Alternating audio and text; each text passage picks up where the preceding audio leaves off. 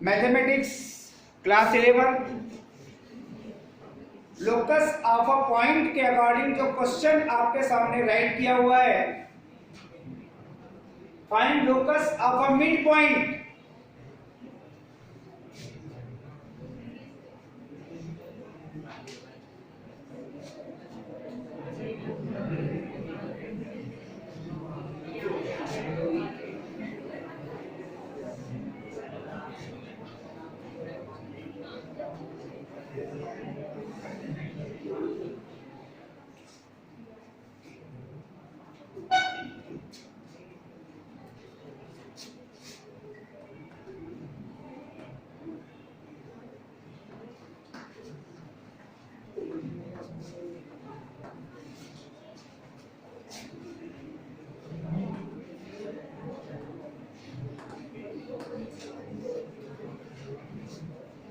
Given equation of variable line x cos alpha plus y sin alpha which is equal small p, where p is a constant.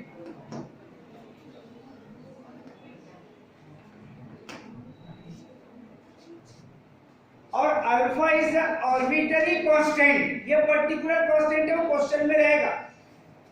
यहां पर alpha की जो value दिख रही है आपके पास, ये एक लाइन का सेपरेटली बाद में एक form of a line, different type की आपके पास इक्वेशन मिलेंगे लाइन का, उसमें से एक इक्वेशन दिया है आपके पास लाइन का। ये line coordinate axes, that means X axis and Y axis को 2 पॉइंट्स में इंटरसेक्ट कर रही है। एक्स एक्सिस को point intersect at point A and Y axis को इंटरसेक्ट कर रही है एट पॉइंट बी। तो जो यहां पर लिखा है उसने उस सिचुएशन को देखो, कटिंग बिटवीन द एक्सेस, और वो भी क्या बोला है उसने, the part of a variable line, that means X axis और वाई एक्सिस के बिटवीन जो पार्ट ऑफ वेरिएबल लाइन है वो है आपके पास ए बी। इस लाइन का इक्वेशन अभी आपने देखा है X cos alpha plus Y sine alpha which is equal P. इस लाइन ने एक्स एक्सिस को पॉइंट ए में इंटरसेक्ट किए और इस लाइन ने वाई एक्सिस को पॉइंट बी में इंटरसेक्ट किए, और जो आपके पास एक इंटरसेक्ट कहते हैं जिसे आप A B between the x axis and Y axis, इस पार्ट के मिड पॉइंट जिसको आप कैपिटल एम से रिप्रेजेंट कर रहे हैं, M is the mid point of A B which coordinate आप एच के ले लीजिए, और इसी का आपको लोकस फाइंड करना है, मिड पॉइंट का locus. Find locus of mid point of the part of a variable line, और वेरिएबल लाइन का इक्वेशन है x cos alpha plus y sin alpha which is equal p।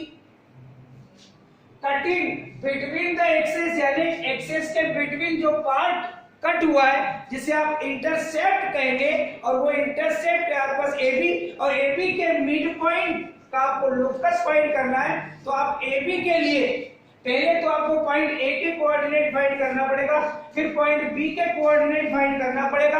आपको पता है कि इन एक्स एक्सिस y कोऑर्डिनेट 0 और इन y axis x coordinate 0, ये point आपको पहले से ही पता है।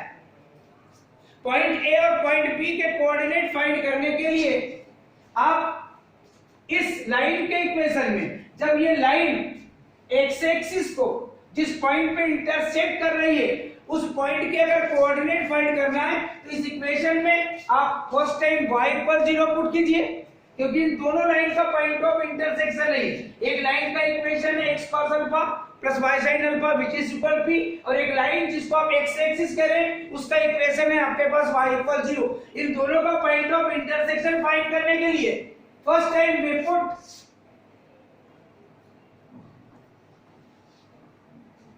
in equation first y equal 0। That means यहाँ y की वैल्यू 0 पुट करेंगे आप, तो आपके पास कैलकुलेशन में x cos alpha as it is plus y की वैल्यू है आपके पास 0 into sine alpha which is equal small p। ये डेफिनेटली 0 इंटू साइन अल्फा की मीनिंग हो जाएगी बेटे आपके पास 0 which is equal small p, x cos alpha which is equal small p, then x की वैल्यू आपको फाइंड होगी बेटे p अपॉन cos alpha।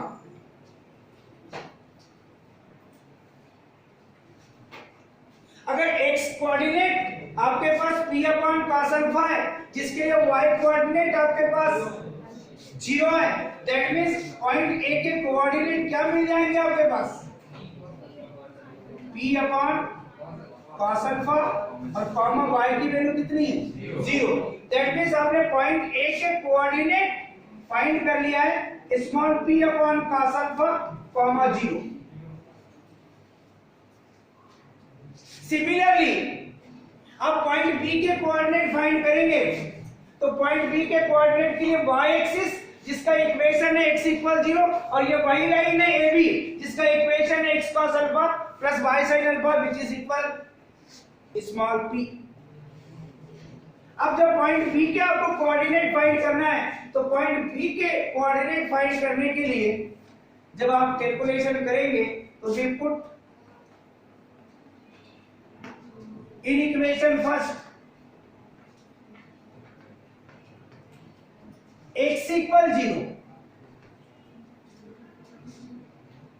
जब x इक्वल 0 पुट करेंगे आप बाय फर्स्ट x की value 0 into cos alpha plus y into sine alpha which is equal small p, that means 0 plus y into sine alpha which is equal small p, that means y sine alpha which is equal small p, then y equal p upon sine alpha.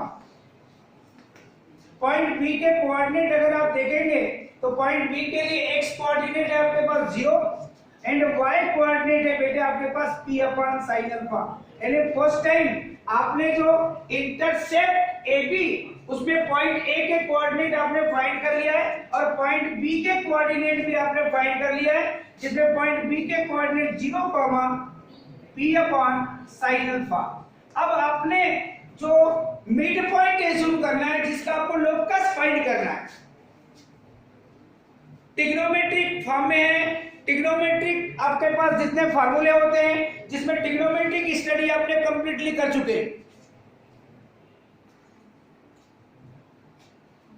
अब जो आपके पास mid point AB का mid point आपको assume करना है। ये जो calculation में आपने फाइंड किए हैं इससे हमको कोई मतलब नहीं है। जो पॉइंट मेन थे वो थे पॉइंट A और B के कोऑर्डिनेट, हम उसको हटा देंगे।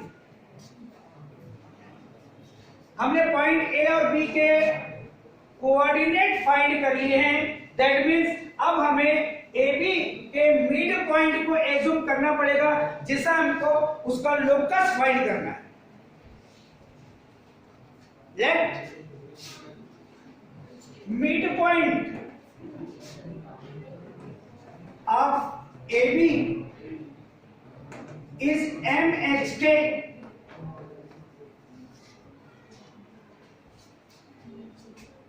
और हमको इसका मिड पॉइंट मतलब, और मिड पॉइंट के लिए आपने पीछे फार्मूले पढ़े हैं, x equal x1 plus x2 upon 2 और y equal y1 plus y2 upon 2। जब मिड पॉइंट के कोऑर्डिनेट आपने x के एज्यूम कर लिया है, इन विच जो अभी अभी आपने फाइंड किया है पॉइंट A जिसके कोऑर्डिनेट है बेटे आपके पास p upon cos alpha comma 0 and B जिसके कोऑर्डिनेट है 0 comma p upon sine alpha. ये है आपके पास x1 y1, ये है आपके पास x2 y2 और ये है आपके पास xy के प्लेस में x equal h and y equal k। Mid point की एप्लीकेशन आपको पता है, सो क्लियरली आप उसको कंपेयर करके ना चलिए, डायरेक्ट भी देख सकते हैं x1 plus x2 upon 2 which is equal point M का x कोऑर्डिनेट, और वो x कोऑर्डिनेट आपने क्या एज्यूम किया है h।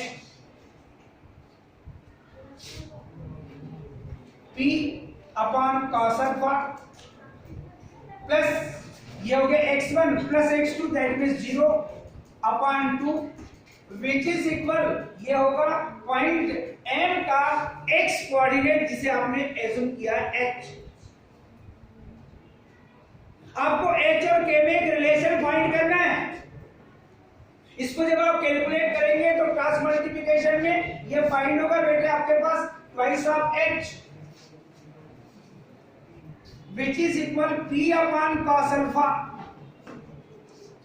That means it implies that इससे आप cos alpha की वैल्यू फाइंड कर लीजिए। That means इन दोनों को इंटरचेंज कर लीजिए तो cos alpha की वैल्यू मिलेगी बेटे p upon twice of h और इसे रिजल्ट नंबर आप कह दीजिए सेकंड, क्योंकि वन तो आपने लाइन के इक्वेशन को कहा था। cos alpha की वैल्यू फाइंड किए। अब cos alpha की वैल्यू क्यों फाइंड किए ये रिजल्ट आपको ट्रिग्नोमेट्रिक रिलेशन के अकॉर्डिंग पता चलेगा, क्योंकि आपको क्या चाहिए h और k में एक रिलेशन। दैट मींस जो इंटरसेप्ट AB है इस इंटरसेप्ट AB के मिड पॉइंट का लोकस सही है जिसे आपने h के एज्यूम किया है। अब आपको सिमिलरली y कोऑर्डिनेट के अकॉर्डिंग चलेगा y equal y1 plus y2 upon 2। y coordinate है बेटे आपके पास k which is equal ये है आपके पास y1 और ये है आपके पास y2 that means 0 plus p upon sin alpha upon 2। y equal y1 plus y2 upon 2 mid point की एप्लीकेशन लेके चल रहे हैं। In place of y here के y1 की वैल्यू है 0, y2 की वैल्यू है बेटे p अपॉन sin अल्फा और ये y1 plus y2 upon 2 right किया हुआ है। Now taking cross multiplication that means twice of k which is equal p upon sin alpha और इससे जब कैलकुलेट करेंगे बेटे आप sin अल्फा की वैल्यू तो sin अल्फा की वैल्यू क्या फाइंड करेंगे उसे देखिए। इसे इंटरचेंज कीजिए तो ये मिलेगा आपको p upon twice of k और इसे रिजल्ट नंबर कह दीजिए आप थर्ड। आपने cos अल्फा और sin अल्फा की वैल्यू फाइंड कर लिया। अब ट्रिग्नोमेट्रिक आइडेंटिटी के अकॉर्डिंग आपको पता है we know that sin square alpha plus cos square alpha which is equal 1। ये पता है, ये आइडेंटिटी पता है आपको। या cos square alpha plus sin square alpha which is equal 1 ये भी लिख सकते हैं। अगर आप sin स्क्वायर अल्फा देखें तो sin अल्फा की वैल्यू है 2 upon p upon twice of k, p upon twice of k whole square plus cos alpha की वैल्यू है बेटे आपको p upon twice of h whole square which is equal ये है 1। आप या तो ऐसा कीजिए और नहीं तो इक्वेशन नंबर 2 और इक्वेशन नंबर 3 की स्क्वायरिंग करके एडिंग कर दीजिए तब भी आपको यही मिलेगा। फिर cos square alpha plus sin square alpha की वैल्यू क्या पुट करेंगे आप 1। दोनों के मीनिंग से कैलकुलेशन के बहुत तरीके होते हैं। आपने यहाँ वैल्यू पुट किया है by equation second and third, जब कैलकुलेट करेंगे तो ये क्या मिलेगा बेटा आपको p square upon 4k square plus p square upon 4h square which is equal ये है बेटे आपके पास 1। इन दोनों पार्ट में बहुत ध्यान से देखिए आप लेफ्ट हैंड साइड में एक पार्ट आपको कॉमन दिखाई दे रहा है p स्क्वायर उसे आप कॉमन ले लीजिए। p स्क्वायर बाई 4 को कॉमन लेंगे यहाँ मिलेगा बेटे 1 अपॉन k स्क्वायर, चाहे तो 1 अपॉन h स्क्वायर को पहले और 1 अपॉन k स्क्वायर को बाद में भी राइट कर सकते हैं। ऐसा कुछ नहीं है 1 upon k square plus 1 upon h square right करें या 1 upon h square plus 1 upon k square right करें, दोनों की मीनिंग होगी बेटे सेम। नेक्स्ट स्टेप में आप क्या कर सकते हैं वो देखिए। इसे आप पहले जानिए, आप क्रॉस मल्टीप्लिकेशन करके 1 upon h square plus 1 upon k square which is equal cross multiplication में ये मिलेगा बेटे 4 अपॉन p स्क्वायर मिलेगा। और डेफिनेटली h और k में एक रिलेशन बहुत अच्छा आपके पास आ चुका है। अब आपको लोकस राइट करने के लिए फाइनली क्या देखना पड़ेगा वो देखिए। लोकस आप मिड पॉइंट h के शॉर्टली आप लोकस भी लिख सकते हैं। तो इन प्लेस ऑफ x क्या लिखेंगे आप, x, और इन प्लेस ऑफ k क्या राइट करेंगे आप। अगर स्टार्टिंग से ही आप इसे xy लेकर चलते तो ये यहाँ पर x और y में रिलेशन मिलता, वो फाइनली आपका लोकस होता। कोई जरूरी नहीं कि आप h के लेके चले, मगर मेथड है कि आप h के ले अभी सीखे अभी लोकस के लिए। तो क्वेश्चन में ऐसा कोई पॉइंट ही नहीं था जिसमें h और k होता तो आप xy लेके चलते। कल भी मैंने इस बात को बताया था आपको। तो 1/x² + 1/y² which is equal 4/t²। ये जो रिजल्ट आपके पास लास्ट में फाइंड हुआ है, यही फाइनली आपका लोकस है जो उस क्वेश्चन में उसने कहा था। अब इसी क्वेश्चन को चेंज करके देता है, बाकी सारा सिचुएशन वही रहेगा क्वेश्चन का। लास्ट में आपको प्रूव करने बोलेगा, then prove that locus of a mid point is 1/x² + 1/y² which is equal 4/t²। ऐसा भी करके देता है। क्वेश्चन को अलग अलग टाइप से देखेंगे जब हम आगे चलेंगे, स्ट्रेट लाइन पढ़ेंगे, और जब स्ट्रेट लाइन का ये वाला फॉर्म पढ़ेंगे आप, उस फॉर्म के अकॉर्डिंग एक क्वेश्चन वहां पर चल रहा है। थोड़ा सा जो सेंटेंस की मेकिंग है वो चेंज आती है, मगर लास्ट में इसी पार्ट को आपको प्रूव करने देता है। तो मैक्सिमम टाइम तो मैंने ये देखा है, जैसे अभी मैंने क्वेश्चन राइट करके दिया है, फाइंड द लोकस, ये ना दे करके वो सीधे देता है क्या, लाइन x का alpha plus y sin alpha which is equal p intercept x axis and y axis at point a and b, then to prove that locus of midpoint AB is, ये equation देता है, question को change कर देता है।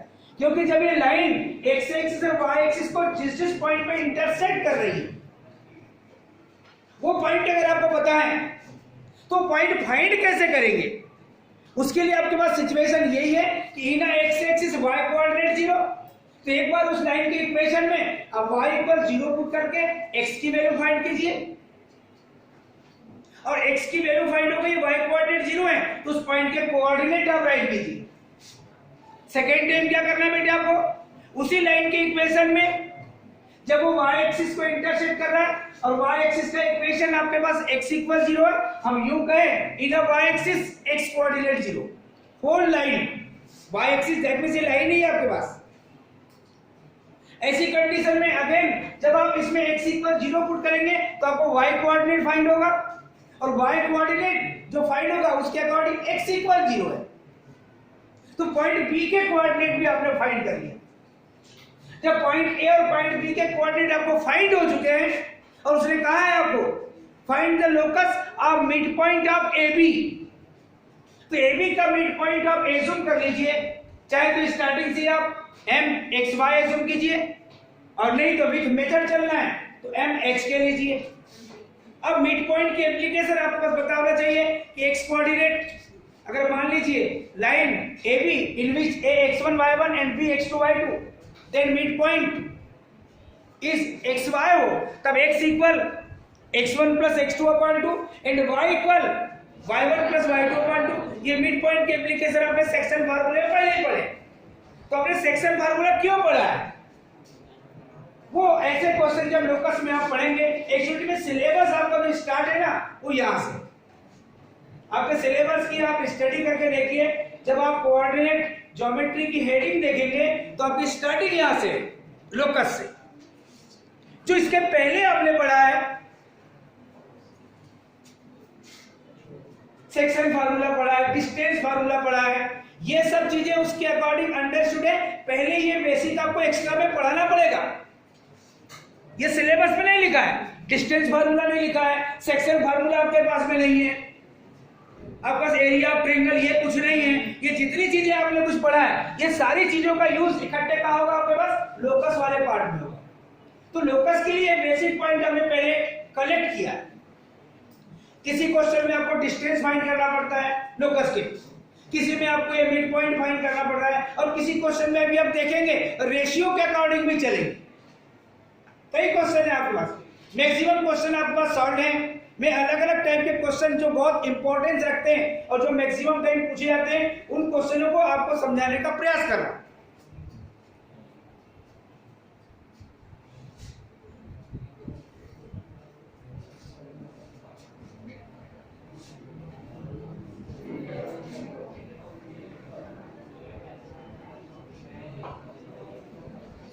एक question और right कीजिए।